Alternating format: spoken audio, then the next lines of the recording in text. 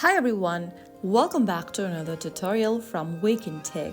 Today in this episode we will be learning how to add movies to your watch list in Plex. If you want to keep track of your movies you'd like to watch later using Plex, adding them to your watch list is a great way to stay organized.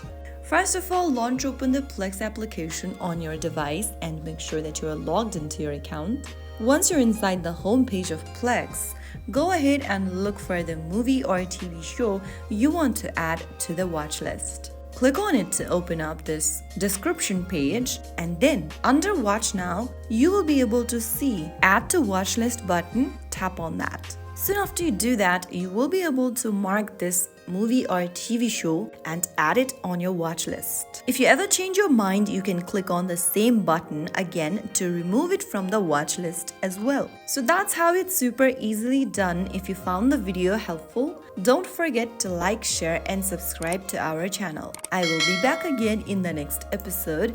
Thank you for watching.